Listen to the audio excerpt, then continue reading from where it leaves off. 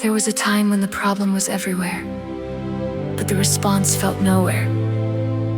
The signs were already around us, in the air, in the water, in the forests, in the silence left behind when species disappeared. In the growing imbalance between what the earth could sustain and what human activity kept demanding from it. Scientists had been warning the world for decades. The climate was changing, ecosystems were under strain. The consequences were no longer distant, they were already unfolding. And yet, for so many people, the crisis still felt too big, too far away, too impossible to face. Awareness existed, but action was not moving fast enough. Urgency was rising, but collective ownership was still missing. Until a few people decided that doing nothing was no longer an option. Among them was Dr. R.K. Pachauri, a voice who helped the world confront the reality of climate change through science, leadership, and global dialogue.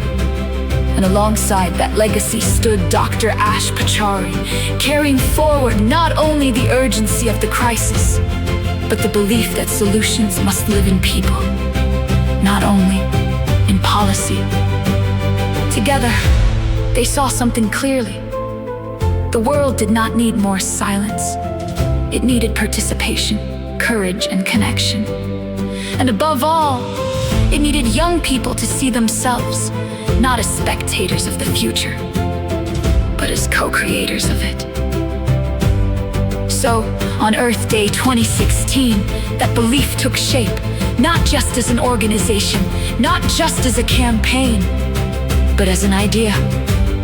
That if people were given knowledge, trust, mentorship, and a sense of belonging, they would not remain passive in the face of the climate crisis. They would rise to meet it. And that idea became the Protect Our Planet movement. But movements do not begin with crowds. They begin with conviction. In the beginning, there were no guarantees, no certainty that people would listen.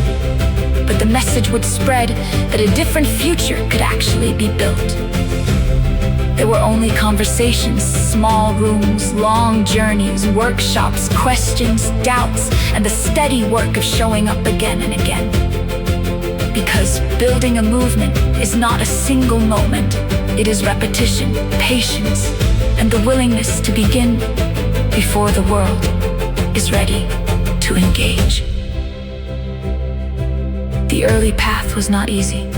Change rarely is. But what carried it forward was the belief that meaningful transformation starts when people feel seen, empowered, and invited to act.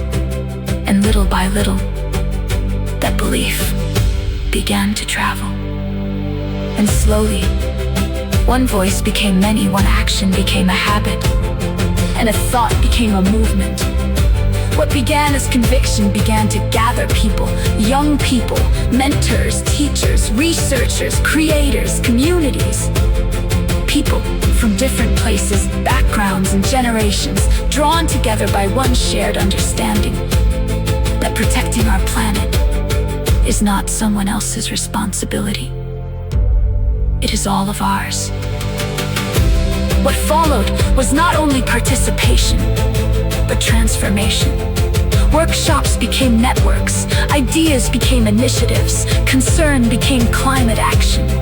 People who once felt distant from the solution began to see themselves inside it.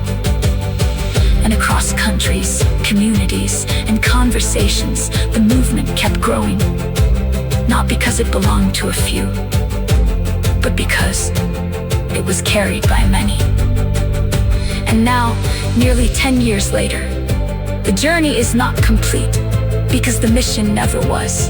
The climate crisis did not pause, and neither can the work of building awareness, strengthening leadership, and turning hope into action.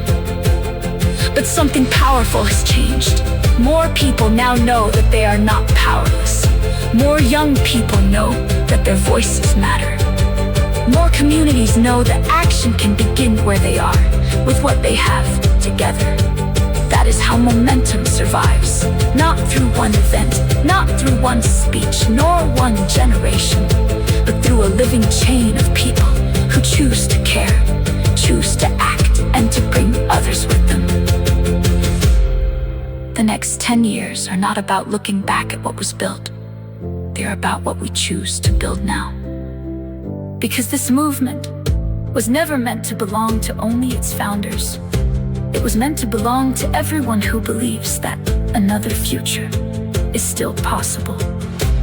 Everyone who believes that knowledge should lead to action, that action should lead to change, and that change is strongest when it is shared.